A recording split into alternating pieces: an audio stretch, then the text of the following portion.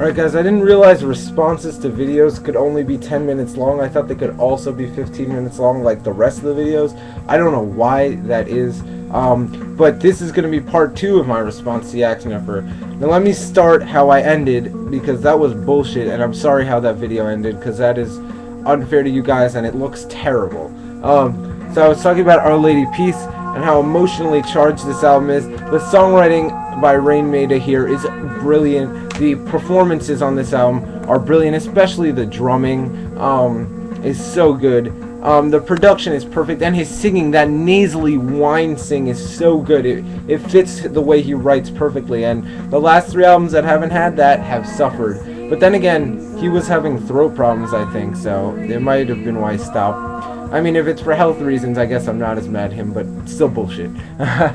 Next up is, I have to reach, Sonic Youth's Dirty. The first Sonic Youth album I bought was their last one, The Eternal. Yes, I was not a Sonic Youth fan before them, but I bought it. I was blown away. I saw them live on my birthday last year. I loved it. I bought this album in July of last year. Oh my god, is this a great album. I know that Sister Evil, fuck, I'm forgetting the name of the albums. LP are better than this, but this album is the one that is my favorite. It made me, I can't even explain. This one has sort of intangibles that I just love about it. I feel like the interplay between the band members is the best on this album. I love this album. Yeah, that's it, because this is one of these albums where I've always wanted to review in a classic album review, but I can never think of anything to say, because what I like about this album is very intangible to me. I don't know why. Next is an album that I have mentioned in one past video, maybe.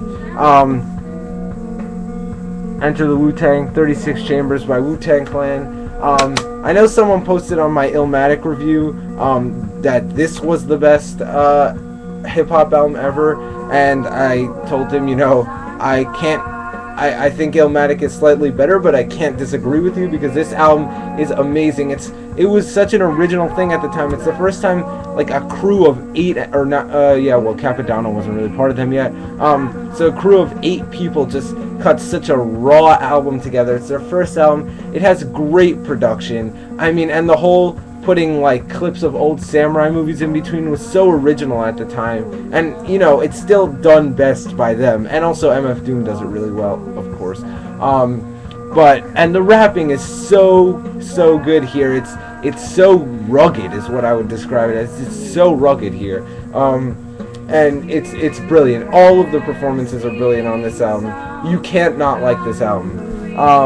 Next is what's going to be my favorite album on this list. It's my favorite album of all time, Queens of the Stone Age, Songs for the Deaf. This album I can put in at any time, and I will just immediately be entranced by it. This is the culmination of their efforts. They haven't made an album as good since, although I did like Era Vulgaris. Fuck people that don't like that album. I'm sorry, that album is great. But this is even better. It just leaves my jaw hanging, like, because the musicianship is so brilliant on here. This is so dark and menacing, and at the same time it's so sexy. It's macho rock. I mean, my bad, the phone rang and I dropped this album. Dave Grohl is on here, and his drumming is so much better than any of the other drummers they've had. It's so powerful. It's pushed high up into the mix. It's amazing. I don't know what to say. I've heard the critique of this album is that all the songs sound the same, but I think that is completely wrong. There's so many nuances in the songs. They all have the same sort of theme, but I think it all fits into one overarching concept. And just listen to Mosquito's song at the end. That is so different than all the other songs, and it is amazing. That song is so eerie. It's acoustic and it's eerie, and oh my god, this album is brilliant. Now let's move into the vinyl part of this video. Next album is going to be an artist that I've already featured on this list, MF Doom, Born Like This. So if Food was the album that got me into underground rap, this album is the one that made me realize that MF Doom is one of the only artists in underground rap that can produce albums this good. Because there are a lot of underground hip-hop artists that are great battlers or sound really good on one track and don't make good albums. MF Doom knows how to make an album, and that's what I appreciate about him. Does it seem brighter to you guys? It does to me. And so this album also just leaves my jaw hanging open. My phone is ringing again.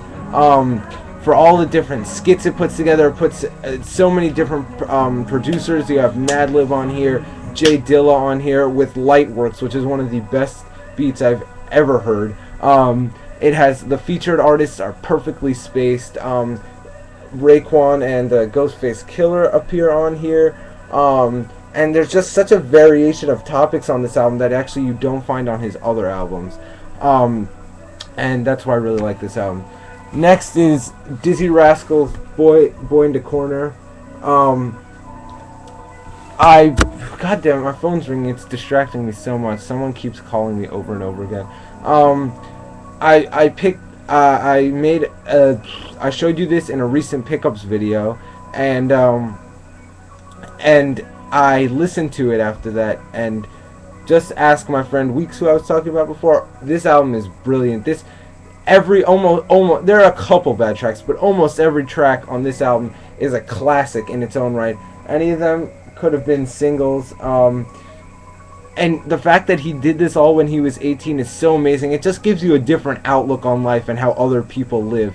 And that's what I really like about this album. It can be sad at times, it can make you laugh, it can be hedonistic at times, but it never takes itself too seriously, I think. And the serious tracks on here are actually well done. It doesn't seem like cheesy or anything. And the last album on here is something my dad contributed to my music listening. That is The Kinks' Preservation Act 1.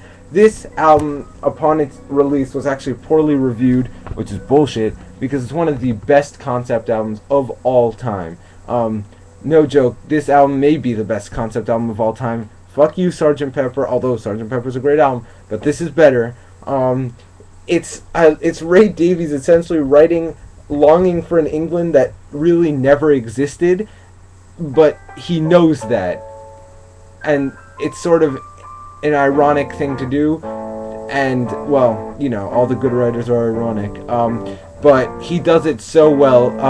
It's like you don't know what's gonna happen. Then there are the singles that don't really fit into the story, but they kind of do. The way it's paced, this, by the way, a lot of new bands don't know how to put together, they'll have really good songs, but they don't know what order to put them in. This is put in the perfect order to maximize effect. This album might not really be that good if it wasn't in this order.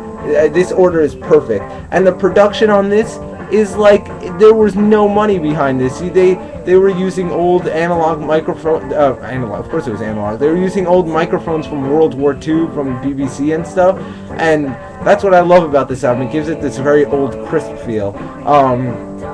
And yeah, that's it. That's my 15 albums, guys. Sorry about the distractions with the phone, me getting distracted, that other video randomly cutting off. I'll see you guys later. Alright, peace.